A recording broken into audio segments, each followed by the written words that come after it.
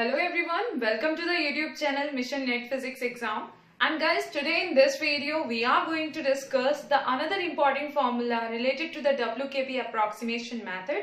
And this is a formula which you can use anywhere in any question which you want to solve with the help of the WKB approximation method. Now, if we will talk about this fact that what kind of questions you can expect in the exam from the WKB approximation method. So guys, basically in some of the questions, maybe you will get this thing mentioned in the question that you have to solve the question with the help of WKB approximation method.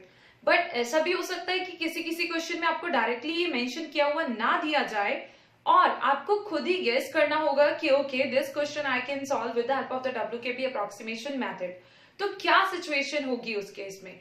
देखिए, you will get the potential expression given in the question and you need to find the energy, okay? और question को देखकर आप समझ जाएंगे कि कौन सा सिस्टम की बात की गई है, when potential expression will be given there, और क्या आपके पास कोई और मेथड है, कोई और वे है टू सॉल्व दैट क्वेश्चन, ठीक है? और साथ ही साथ जो हमें कंडीशंस पता है कि कब हम WKB अप्रोक्सीमेशन मेथड को यूज कर सकते हैं, तो उनके कॉरेस्पॉन्डिंग भी आप समझ पाएंगे कि आप WKB अप्रोक्सीमेशन मेथड यूज करेंगे क्वेश्चन में या नहीं यूज करेंगे, ठीक है? अलॉन्ग विद दिस कई बार ऐसा होगा कि आपको हैमिल्टोनियन का एक्सप्रेशन दिया गया होगा और हैमिल्टोनियन क्या होता है? Hamiltonian is equal to T plus V, that is the kinetic energy plus potential energy, and in that case you will identify the potential energy from there. After that, you can use the WKB approximation method to find the energy, okay, corresponding to that system. अब बात करते हैं कि क्या formula है जिसको आपको याद रखना है, ठीक है, to solve the questions. And it is like जो प्रीवियस वीडियो थी जिसमें हमने WKB अप्रोक्सीमेशन मेथड के बारे में डिस्कशन किया था, उसमें हमने डिफरेंट सिस्टम्स के कॉरेस्पॉन्डिंग, डिफरेंट ग्राफ्स के कॉरेस्पॉन्डिंग डिफरेंट फॉर्मूले डिस्कस किए थे. But now the case is कि आप ये जो फॉर्मूला जो आज हम डिस्कस करेंगे, आप इसको किसी भी टाइप के सिस्टम के लिए अप्लाई कर सकते हैं, but there is just a little condition you have to apply, okay, और उसको आपने ध्यान रखना होगा. तो चलिए बात करते हैं इस फॉर्मूले की और कैसे क्वेश्चंस को सॉल्व करना है. कुछ स्टेप्स यहाँ से आपको क्लियर हो जाएंगे, ठीक है? So let's talk about the formula we are having.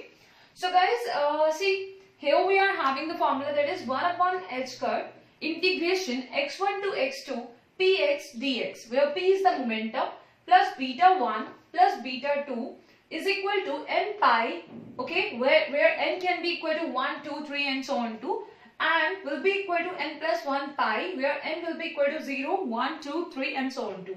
अब देखिए यहाँ पे n की वैल्यूज जो है अलाउड वैल्यूज 1, 2, 3, 4 हैं और and so on to many values will be there. But here why we are not considering 0?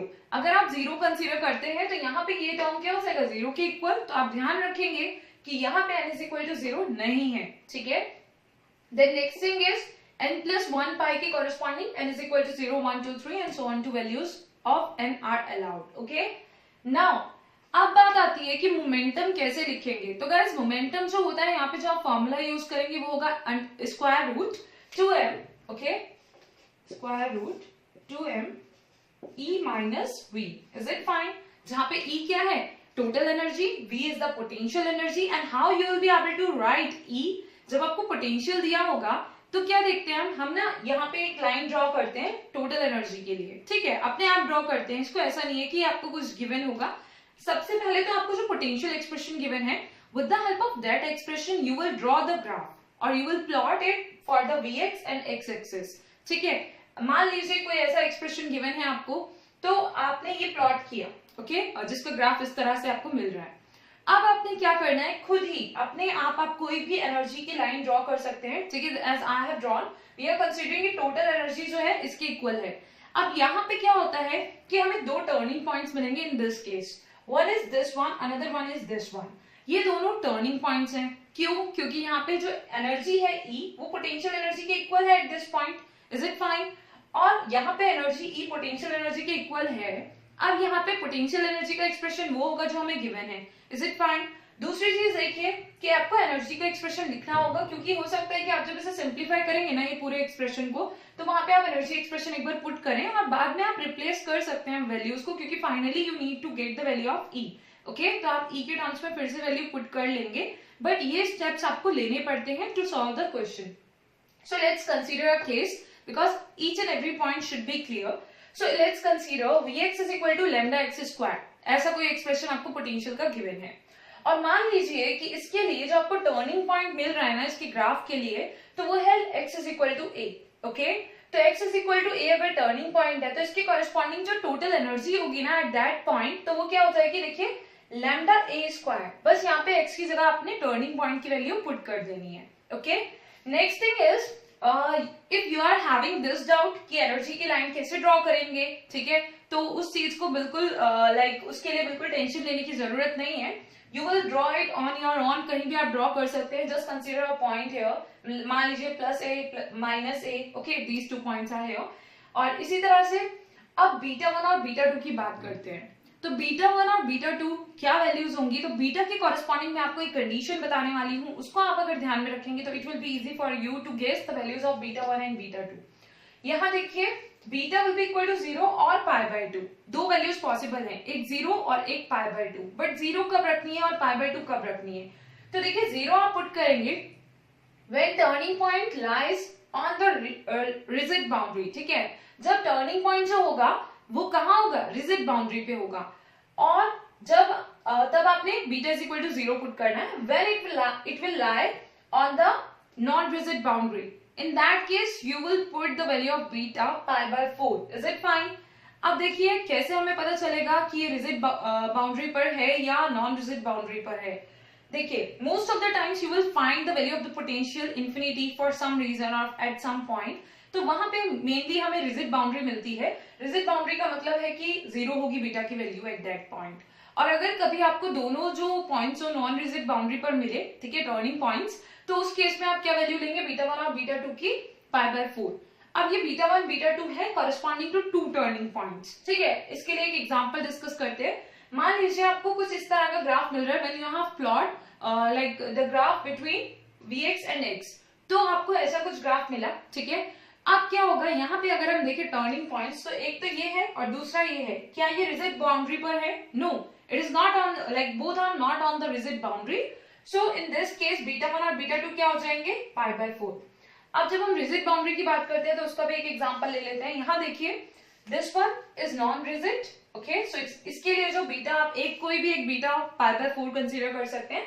And then here you are having another turning point. So ये क्या है, ये एक रिजिड बाउंड्री मानी जाती है. And here you will consider the beta for this point as 0. Is it fine? तो इस तरह से जब आप क्वेश्चन को हम सॉल्व करेंगे तो और ज्यादा क्लियरली आपको समझ में आएगा कि कब क्या वैल्यू पुट करनी है. बट फिर भी I hope that from these 2 examples you are getting some idea.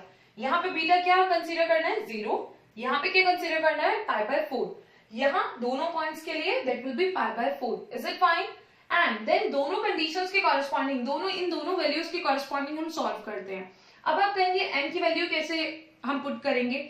So guys, depending on the question and the state they are going to ask for, हम n की values put करेंगे उसके corresponding. Okay, so these were the very important things which we have covered in this like video. और यही points आपको सारे questions solve करने में help करेंगी related to WKB approximation method. I hope that जितने points cover किए हैं वो clear होने चाहिए. But still, अगर कोई doubt हो तो let me know that in the comment section. Okay, आप comment करके पूछ सकते हैं. Let me know that कि आपको कहाँ पे क्या समझ नहीं आ रहा है. And then I will try to clear your doubts. Along with this, if you like the video, please like it, share it with your friends, and I hope that you are able to understand each and every point. Okay? And if you are new on this channel, तो subscribe कर दीजिएगा और subscribe पर click करने के बाद में आपको एक बेल बनी हुई दिखेगी, उस बेल आइकन पर भी क्लिक कर दीजिएगा so that you will get the notification for all the new upcoming videos on this channel. Okay? Next, we will discuss the question based on it, and along with this, I'm going to provide you the link for the previous video of the WKB approximation method below this video, like in the description box. Okay, so thank you very much for watching this video and keep on watching all other videos on this channel. Thank you.